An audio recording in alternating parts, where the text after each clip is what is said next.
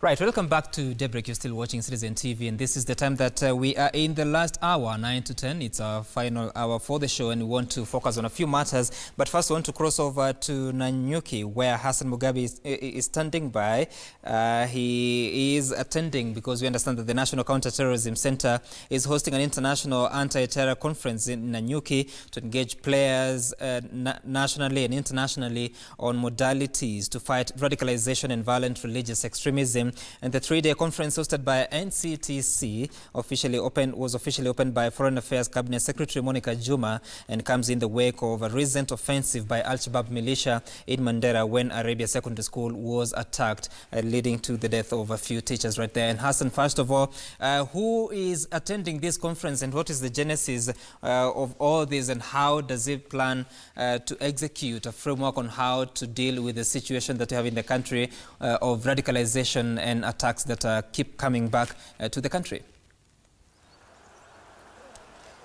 Well, thank you very much, Gituku, back at studio. Yes, as you've rightly put it, we're here in Nanyuki, where the National Counter-Terrorism Center is hosting a three-day conference dubbed Achieving Victory Against Al-Qaeda.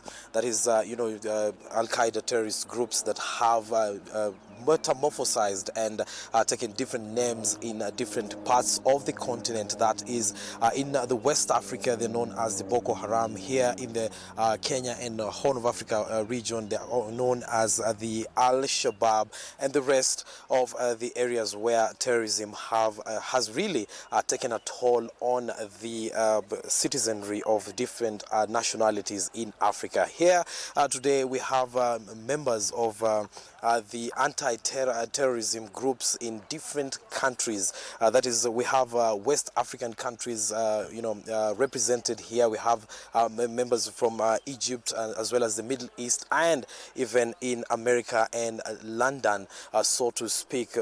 And Monica Juma, the Foreign Affairs Cabinet Secretary, is the one who officially opened this particular conference yesterday, as well as Martin Kimani, the director of the National Counter-Terrorism Center in the country. That is part of the Interior Ministry that is mandated to come up with modalities to fight violent extremism and terrorism in the region. So they are just putting their heads together to sort of come up with a raft of recommendations that, if implemented, will see into it that the youth in the region are not lured into joining terrorist groups. And we spoke to some of them earlier, and this is what they had to say.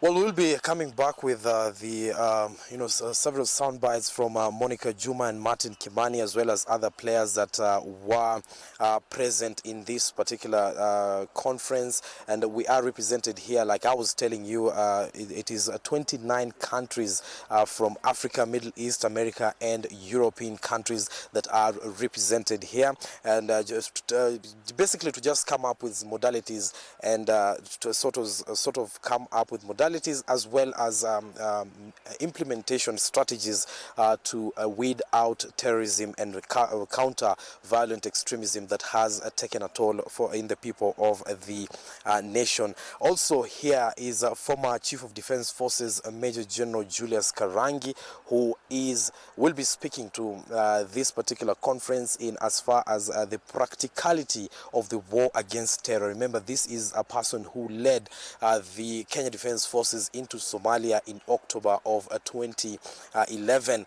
and up to date they are there in what the President Uhuru Kenyatta actually has affirmed the position during the KDF Day that was celebrated on Sunday, saying that we are in Somalia to stay until such a time that the scourge of radicalization will stop taking toll in the country. Remember, some of the areas that have really been targeted by these terror agents and terrorist groups include Kwale, Mombasa, Moyale, Mandera, and Garissa. Those ones are the areas that have the red flag in as far as the number of youth, leaving the country, Gituku, to go to Somalia and other places to join terror outfits in those particular areas.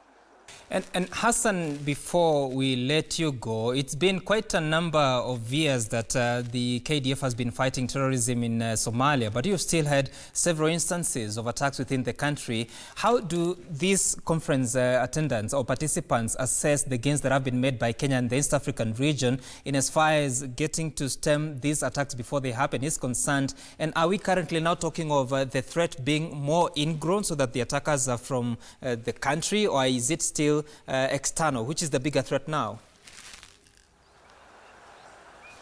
Well, the bigger threat right now is both external and internal. Only that the external threat has really been muffled, so to speak, by the AMISOM forces that are in Somalia. Remember, in his statement to the media on Sunday, the National Police Inspector General, through the police spokesman, that is Charles Owino, said that the reason as to why the Kenya-Somalia border, for example, has remained quite volatile is because of the activity and the kind of offensive that is meted out on the Al-Shabaab inside Somalia. So they are escaping towards the Kenya-Somalia border, where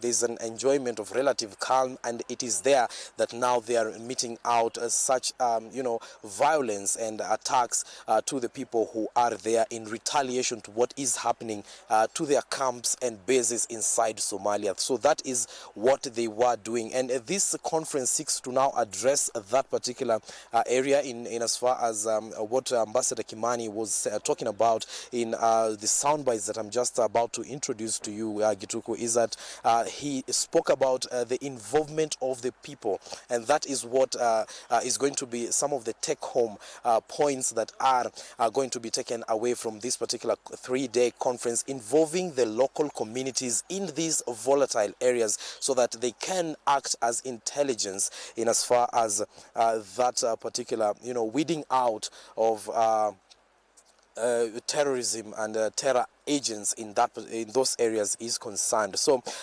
they spoke to me at length. For example, General Karangi saying that the Al-Shabaab of 2011, for example, is not the Al-Shabaab that is there today inside Somalia, given that they have been degraded in a very, very large scale in as far as economic and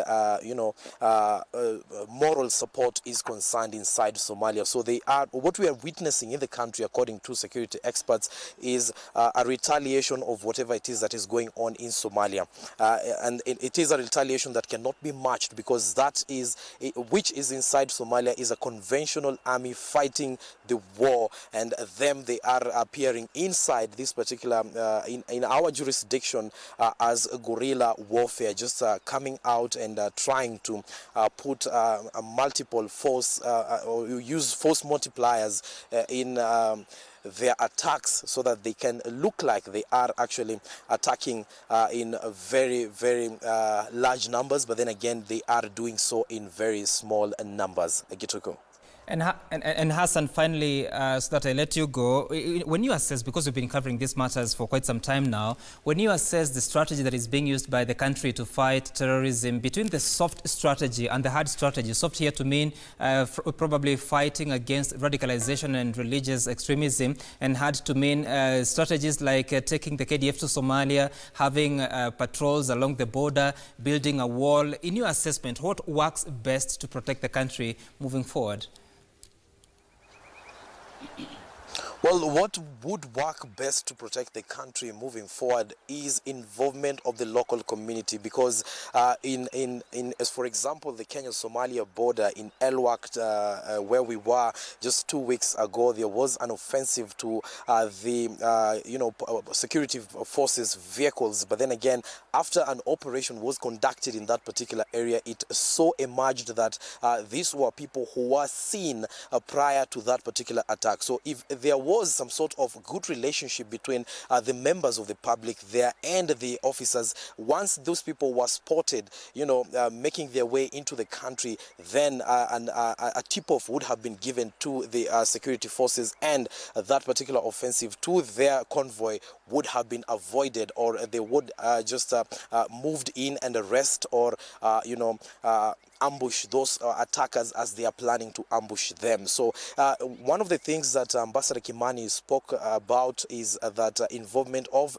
the local communities in these areas. So a lot of sensitization needs to be done before that, so that just to buy the trust of the people in these regions, because these are also regions that, truth be told, have been quote-unquote marginalized in some way, and they have associated any semblance of presence of government with the police and with violence. So they sort of keep away from that, and that is why they have been analyzed as people who have easily fell into the traps of the Al-Shabaab and the likes of the people, and the likes of the terror groups that are luring them into their side. So it is easier for them to be lured into this other side than for them to reach out to the government, for example, to give information. And if those sound bites are ready from Ambassador Monica Juma as well as Ambassador Kimani, and this is what